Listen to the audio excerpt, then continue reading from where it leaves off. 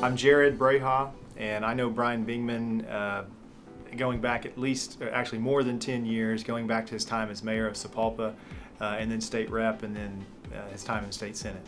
Brian Bingman's character is unquestionable. I've seen him in many different environments. I've seen him as a family man. I've seen him as a leader of his church. I've seen him as a leader in politics at the state level and at the local level. And he has gone through lots of trials at each level, both trials and tragedy. But his character and his commitment to what's right and standing up for his beliefs and bringing his values to the workplace every day, that remains steady. It remains steady over time, no matter what position he's been in. A lot of times you see this "I'm not a politician" stuff, you know, and everybody, they're all saying "I'm not a politician," yet they're running for office. I've never heard Brian say that, but what matters is how he lives out his life. He's been a businessman the entire time he's been in elected office.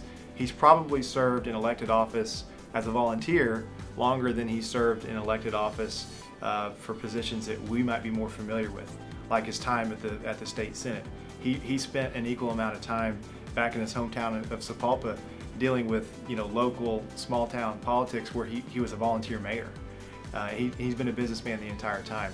So that is naturally very attractive to me, and I think very needed for the state of Oklahoma, to have somebody that could go into the position of corporation commissioner and understand all the issues and all the nuances, and how what they do every day is going to impact millions of ratepayers across the state. It's going to impact millions of people seeking opportunity and jobs, and what that might mean for our economy.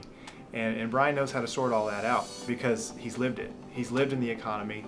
He's had to provide for a family on his own. He's not relied on political jobs or what have you. So no, I don't think, not to use that overused phrase, I don't think he's a politician, but he's very much been a servant. He's been a servant legislator. He's been a servant mayor, and his experience in the business world has paid off. It's done great things for the state of Oklahoma. I remember going back and hearing Brian and his first reasons for deciding that he wanted to go into state office, and he said that he wanted to make sure that Oklahoma was a place where his kids and his grandkids could remain and live and have opportunity. So as a person that is having to provide for my family myself, that means a lot to me. You know, it's meaningful when you have someone that understands the importance of, because I want to live here. I choose to live in Oklahoma, and I want to have opportunity in Oklahoma. And if that opportunity wasn't here, I would have to be somewhere else. I'd have to uproot my family and take them somewhere else.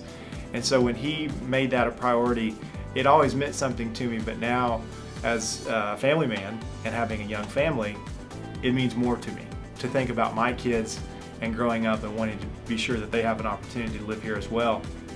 It means a lot more. So it's funny how over time you start to learn more and more as you gain life experience. And I think Brian's ability to weigh the differences and understand how to both defend ratepayers and taxpayers and promote the economy all at the same time and sort all that out, he has great discernment. And that's what we need in a corporation commissioner.